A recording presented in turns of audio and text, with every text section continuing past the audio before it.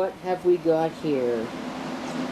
I tell you, I can't go anywhere for any extended period of time without getting into trouble with something. This is an HP Pavilion A1320n,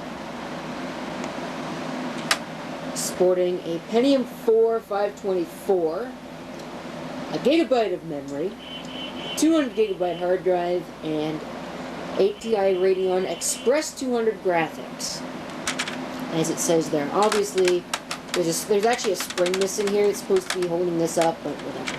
Nothing behind that. Behind this, we've got a light scribe capable DVD writer and CD writer. Got a card reader in the front, a USB port. Push this down. We've got blanking plate. Excuse me, I can't talk. Blanking plate for a floppy drive. Couple audio connections here. Firewire and 2 more USB ports. I'm impressed at how good of a condition this thing is in when you consider that usually when I see these kinds of systems, they are in absolutely deplorable physical condition, period. The end. It's just, some of them are actually quite sad to look at, but this one seems to be okay. There's a couple of other pieces of information. You can pause the video if you want to read them. I'm going to have to pause this video after this because my camera is running out of batteries.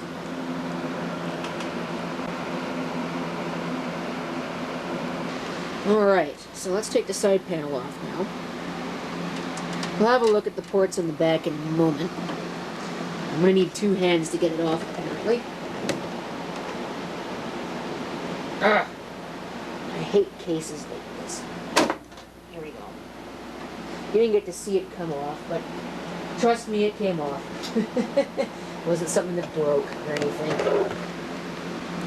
This, if you're wondering, is a little bit different from the average HP computer that you see. This actually has got an ECS motherboard in it. Yes, that's right, an Elite Group Computer Services, or Computer Systems, I think is what it actually stands for. ECS has been around since the late 80s, I believe, and actually, one of the notable things that they have done is they actually purchased PC chips, or PC cheaps, as they used to be called in the industry. But I have to say, I would much rather see an ECS motherboard than I would an Asus board, because the Asus boards that were put in these computers were downright crap. I have seen so many of them that just were not what they should have been. And even now, they just really are not what they should be. ECS's model number for this, I believe, is RC410M. This particular board is revision 1.01. Here's the heatsink. I am going to definitely need to clean it out. There's a lot of dust in here.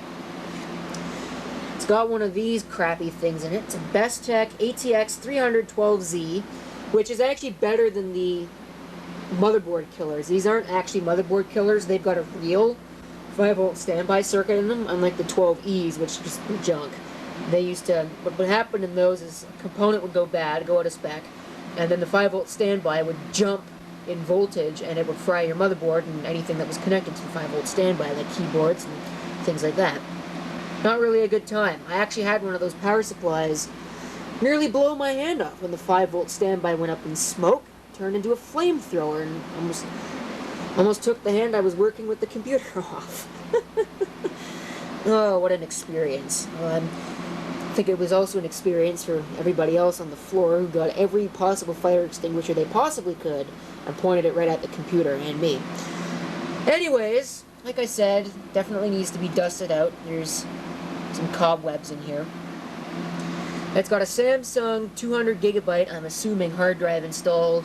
Should be a gigabyte of RAM. I don't think this thing has ever been upgraded, and what's more is, in a radical departure to most of these computers I have ever seen, there doesn't appear to be a single solitary blown capacitor on the motherboard.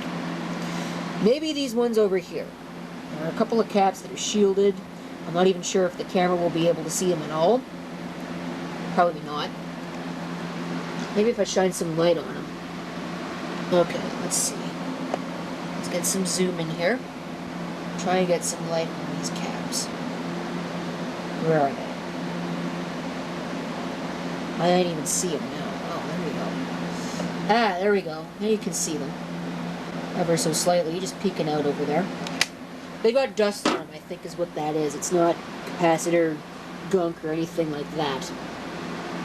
But either way, it's all fine and good. This actually came with it. I put it in here so it wouldn't be in my way when I was trying to take the computer home.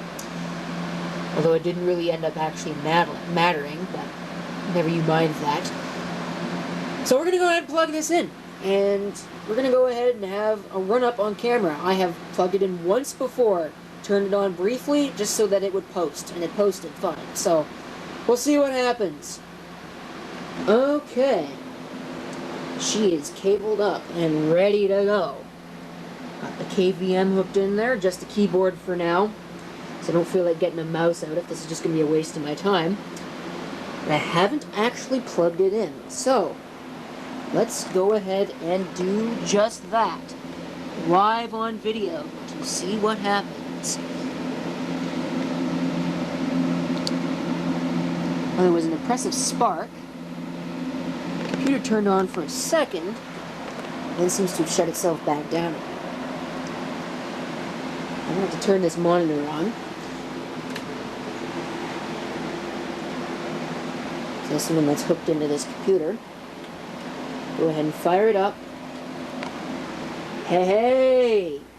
Video! F1, I believe, gets in setup. Yes, it does. A little bit of a different BIOS from the other system, the HP Evo that's sitting down. Okay, so what have we got? The date and time is actually correct within a minute, I think. I'm not familiar with military time off the top of my head.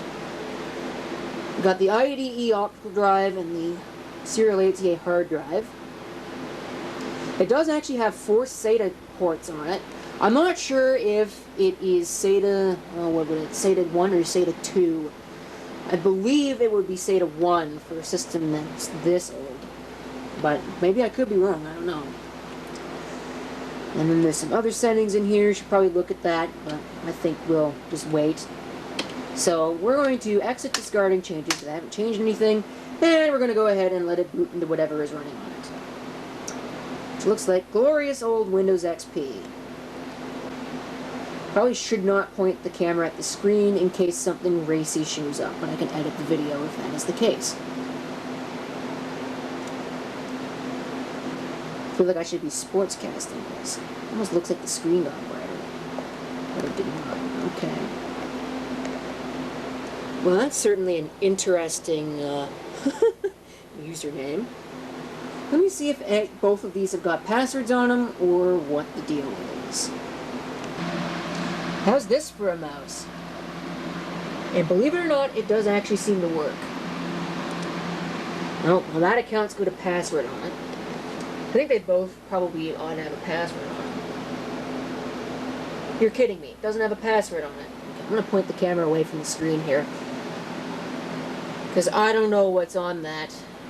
Looks like somebody... There is a photo on there. Oh, hey, this actually does have the Royale theme on it. I was sort of hoping that it would. But I'm going to change the desktop background here very shortly. Or not very shortly. I'm going to do it now on video. Oh, God. What the hell is this? My Games is unable to run using your current user account. Please change to an admin. I wonder what that actually is. I probably ought to look into it. But anyways, I'm going to change the desktop background and deal with all this crap. And then we'll have a look at what's going on here. Okay, so I went ahead and changed everything to the default here because I didn't want to deal with any of that. There's data on here. We'll just put it that way. Once again, I am very disappointed that I found data on here. I mean, look at that. It's all photos. Really, it is just all photos. And a couple videos here and there.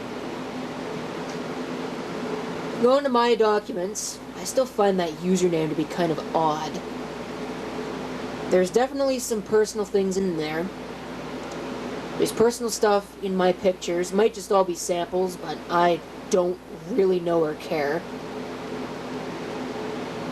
Might be interesting to take off the computer at some point, but I am going to try and get into the administrator account, which is the one that had the password. This is a limited user account, so I can't check out all that is on the system, unless maybe I can.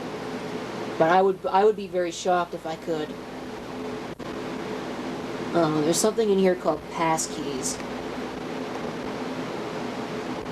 That sounds problematic to me.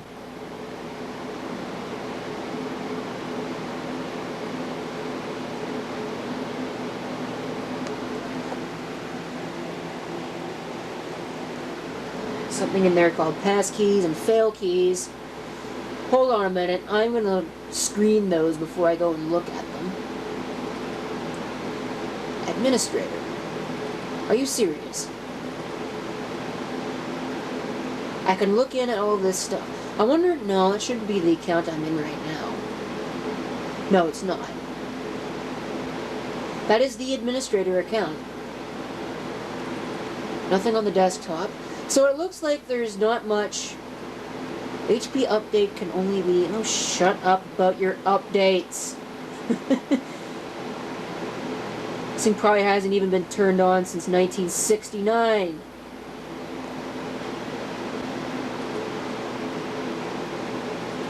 Desktop is empty. I think I already looked at that. Cookies, Windows. Was there a Windows folder in here? I don't know. Start menu. Administrator's documents. There's nothing in music, unfortunately. Nothing in videos. There are photos. It looks like the same assortment of photos that were, excuse me, already on the other account, though, so... Big deal. All users. I could look at guest. There shouldn't be anything in guest. The guest account shouldn't even be enabled. Nothing in there. What about HP administrator? Nope, access is denied to that.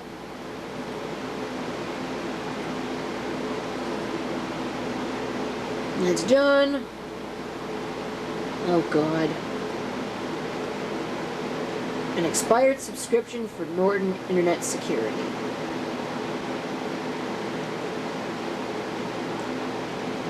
You are at risk of new viruses, worms, Trojan horses, I love how the T is capitalized, and internet threats discovered since your subscription expired. How long ago do you want to bet that was? Considering it says Norton Internet Security 2005. You must have administrator rights, so I'm not even going to be doing it on this account anyways. So I don't get what the point was about it warning me about that. There's nothing in there. I've already pretty much verified that. And there's pretty much nothing in there. So there's pretty much nothing on here. It's just basically photos of their interests. Is there anything else on here that's actually worth anything? Copy of Office. PowerPoint 2003. Oops. It wants me to activate.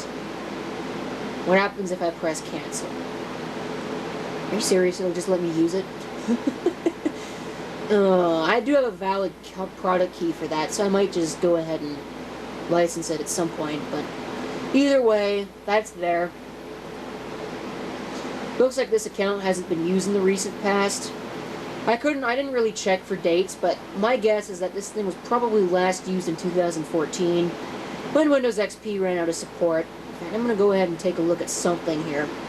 This was the desktop background, I believe. One of these was a desktop background. Yep. Just like I suspected. 2014.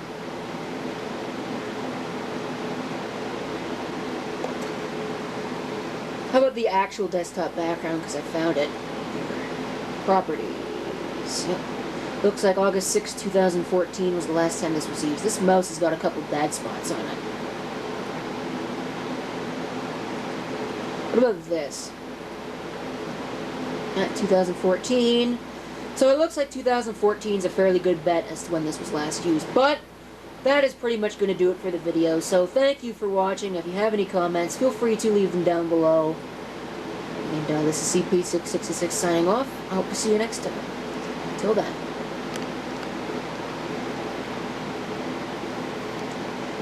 As it shuts down here.